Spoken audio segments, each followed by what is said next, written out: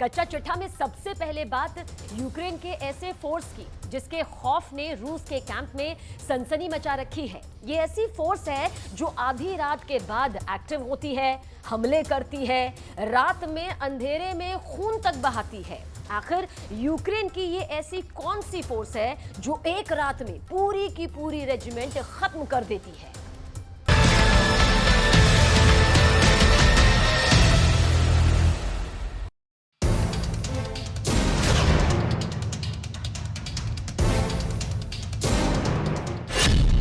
Video number 1,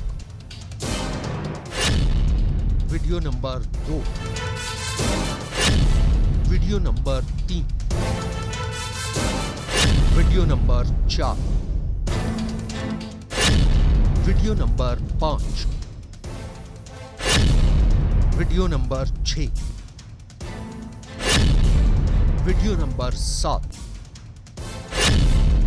video number 8, video number 9, video number 10।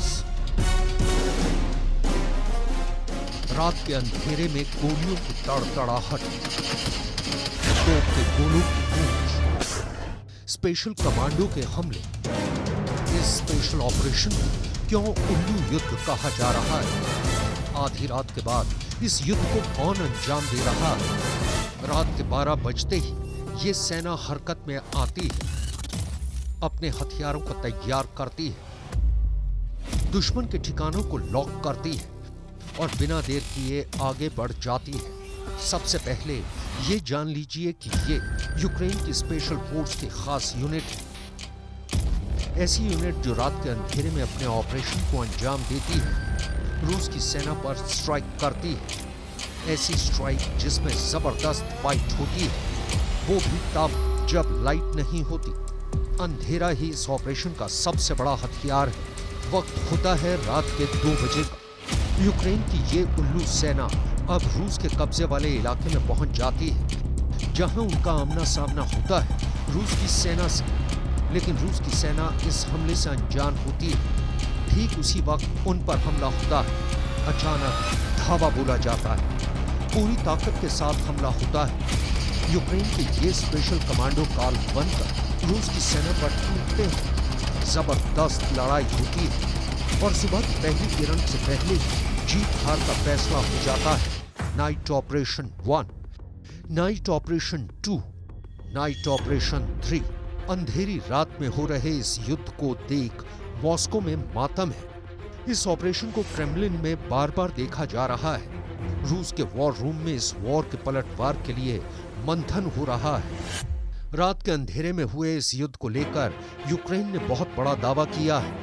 Ukraine का दावा है कि उसकी सेना रूस के कब्जे वाले इलाके में अंदर तक घुस गई है। उस इलाके में जो पहले यूक्रेन का हिस्सा था, लेकिन युद्ध के दौरान उस पर रूस ने अपना कब्जा जमा लिया।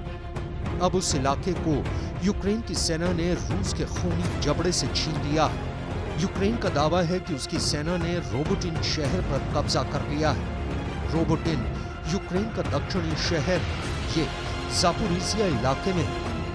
Пане президенте, пане головнокомандуючий, населений пункт Роботіно, Запорізька область. Вони від окупанти силами 47-ї окремої механізованої бригади та суміжними підрозділами. Тут блакитний прапор буде над кожним українським містом. Слава Україні! Героям слава! सुना आपने, यूक्रेन की सेना की ये स्पेशल कमांडो सीधे यूक्रेन के कमांडर इन चीफ को मैसेज दे रहा है। कमांडर इन चीफ मतलब यूक्रेन के प्रेसिडेंट से मुखातिब है।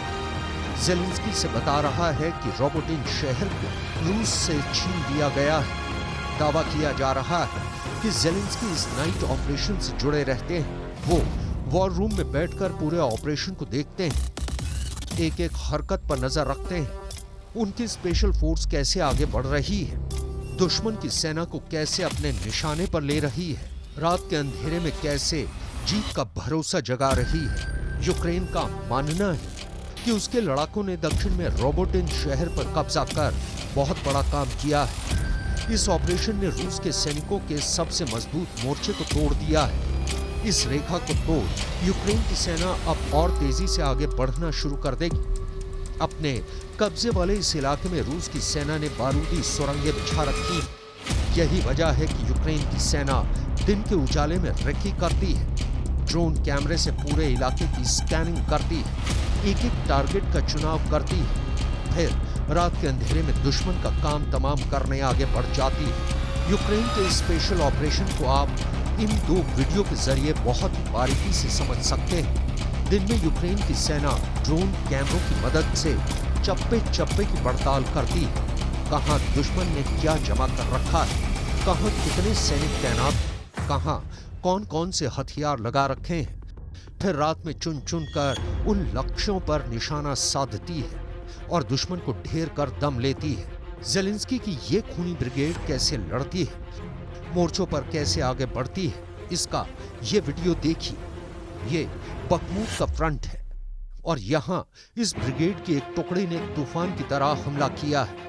बख्तरबंद गाड़ियों में बैठे ये कमांडो अचानक एक मोर्चे पर पहुंचते हैं और फिर मशीन गन से फायरिंग शुरू हो जाती है। बिना डरे ये कमांडो रूस की डिफेंस लाइन पर कहर बनकर टूटते हैं। रूस की फोर्स इसका कैसे मुकाबला करेगी, ये अभी आने वाले हफ्ते तय करेंगे। वैसे अभी देखा जाए तो बड़ा नुकसान यूक्रेन को है, क्योंकि जून में जब काउंटर अटैक शुरू किया गया तो उसकी तैयारी बहुत पहले सर्दियों में शुरू कर दी गई थी। ज़ेलेंस्की खुद ऐसे फौजी अफसरों से मिलते रहे जिसे वो इस ब्रिगेड के अलग अलग हिस्सों की कमान देना चाहते थे। ज़ेलेंस्की ने अपनी 82वीं एयर असॉल्ट ब्रिगेड को अब पूरी तरह एक्टिव कर दिया है। नीप्रो नदी के आसपास और ज़ापोरिजिया के फ्रंट पर यह फोर्स अपना शिकार तलाश रही है। लेकिन ज़ेलेंस्की के इस फैसले के बीच बड़े सवाल उठ रहे हैं। सवाल नंबर 1, ऐसी नौबत क्यों आई कि ज़ेलेंस्की को अपने सबसे बेहतरीन कमांडो फ्रंट पर भेजने पड़े। सवाल नंबर 2, अगर ये कमांडो ब्रिगेड भी फेल हुई तो ज़ेलेंस्की के पास प्लान बी क्या है।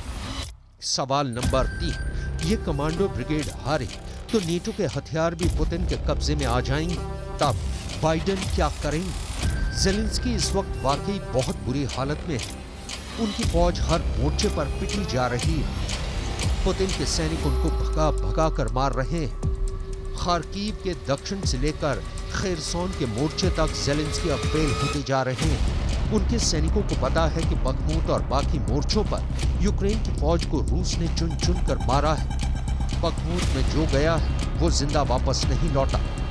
पुतिन के तोप के गोले जब फटते हैं तो साथ में उस फौजी का नाम लिख कर लाते हैं जिसके पास उसकी जद में आने के बाद दम तोड़ने का वक्त भी नहीं होता। पुतिन बखमूत में लगातार मौत बरसा रहे हैं।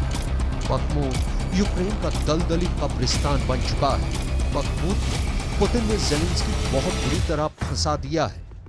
अब एक खबर है जो ज़ेलेंस्की के ख्वाब पूरी तरह चकनाचूर कर सकती है। रूस का दावा है कि उसने डोनेस्क के मोर्चे पर काउंटर अटैक को फेल कर दिया है। रूस के मुताबिक यूक्रेन की 31वीं बीएमपी और बाकी बख्तरबंद गाड़ियां तबाह कर दी गई हैं। अगर ऐसा वाकई हुआ है तो ज़ेलेंस्की की बख्तर वाली फोर्स को बहुत बड़ा नुकसान पहुंचा है। इससे काउंटर अटैक बुरी तरह फंस गया है, क्योंकि ऐसे ही हथियारों और बख्तरबंद गाड़ियों के साथ काउंटर अटैक तेजी से आगे बढ़ सकता है। रूस का दावा है कि जब से काउंटर अटैक शुरू किया गया है यूक्रेन के करीब 60,000 सैनिक मारे जा चुके हैं। यानी जून के बाद से हर महीने यूक्रेन के 20,000 सैनिक मारे जा रहे हैं। इन 3 महीनों यानी जून से लेकर अगस्त तक यूक्रेन के 5,000 बड़े हथियार तबाह किए जा चुके हैं। इनमें टैंक भी हैं, बख्तरबंद गाड़ियां भी, इनमें तोप भी हैं और हेलीकॉप्टर के साथ एयर डिफेंस सिस्टम भी है। जाहिर है आप इसे 82वीं एयर असॉल्ट ब्रिगेड कहें या फिर ज़ेलेंस्की के सबसे खूंखार कमांडो, या फिर ज़ेलेंस्की के वो फिदायीन फोर्स तैयार करने के अलावा कोई रास्ता नहीं बचा है। पुतिन को सबक सिखाने का ख्वाब सिर्फ ज़ेलेंस्की का नहीं है। ज़ेलेंस्की की 82वीं एयर असॉल्ट ब्रिगेड अब मोर्चा दर मोर्चा आगे बढ़ना चाहती है और इनके टारगेट पर ज़ापोरिजिया के आगे का इलाका भी है। इनके टारगेट पर पुतिन और उनकी फौज, लेकिन इसका दूसरा नजरिया ये भी है कि एक तरह से बखमूत को बचाने में फेल साबित हुए ज़ेलेंस्की ने आखिरी कोशिश शुरू कर दी। वो बहुत से मोर्चे हार चुके हैं और अब युद्ध को रूस में ले जाते हुए उनकी ड्रोन फोर्स मॉस्को को भी टारगेट कर रही है। हालांकि कई हमलों के बाद इससे युद्ध पर रूस की पकड़ कमजोर नहीं हुई है। यूक्रेन युद्ध को शुरू हुए 1.5 साल हो चुके हैं। दूसरे साल में चल रहा युद्ध धीमा होने के बजाय और खतरनाक हो गया है और सबकी नजर अब उन इलाकों पर है जहां ज़ेलेंस्की अब भी डटे हुए हैं, क्योंकि पुतिन बखमूत और आसपास मिली कामयाबी के बाद कीव की तरफ कूच करना चाहते हैं ताकि डॉनबास पर दबाव कम किया जा सके और ज़ेलेंस्की के सामने सबसे बड़ी चुनौती खड़ी कर सके, यानी यूक्रेन का पावर सेंटर कैपिटल कीव इस वक्त पुतिन की नजरों में है। वहीं ज़ेलेंस्की की सेना अब दक्षिण की ओर आगे बढ़ने की कोशिश कर रही है। दावे के मुताबिक यूक्रेन की सेना ने अज़ोव सागर तक पहुंचने का लक्ष्य तय किया हुआ है। यूक्रेन की सेना चाहती है कि वो यूक्रेन के दक्षिणी इलाके से होते हुए अज़ोव सागर तक पहुंच सके, जो रूस और क्राइमिया को जोड़ता है। यानी अगर यूक्रेन की सेना रूस की इस जमीनी पकड़ को कमजोर कर देती है तो क्राइमिया पर हमला आसान हो जाएगा। इतने दिनों के युद्ध के बाद भी यूक्रेन के अंदर करीब 1000 किलोमीटर से भी लंबा वॉर फ्रंट खुला हुआ है, जहां दिन रात लड़ाई चल रही है। रूस और यूक्रेन के सैनिक आमने सामने की जंग लड़ रहे हैं। जब पुतिन ने इस जंग को शुरू किया था तो उनका सबसे बड़ा लक्ष्य था क्राइमिया को रूस की मुख्य भूमि से जोड़ना, यानी क्राइमिया और रूस को जमीनी रास्ते से लिंक कर देना। और ये जमीनी रास्ता यूक्रेन के रोबोटिन शहर से होकर गुजरता है। यूक्रेन के हमले बेशक और तेज होते जा रहे हैं, लेकिन एक सच्चाई ये भी है कि रूस की सेना ने अब भी यूक्रेन के अपने कब्जे वाले इलाके में मजबूत पकड़ बनाई हुई है। बावजूद इससे भी इनकार नहीं किया जा सकता कि यूक्रेन की सेना ने रण क्षेत्र में पुतिन की आर्मी को पीछे धकेला है।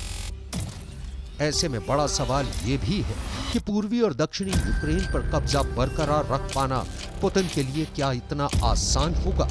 पुतिन का यूक्रेन को हासिल करने का सपना पूरा होगा या फिर कीव पर कब्जे की तरह ये भी अधूरा ख्वाब बनकर रह जाएगा?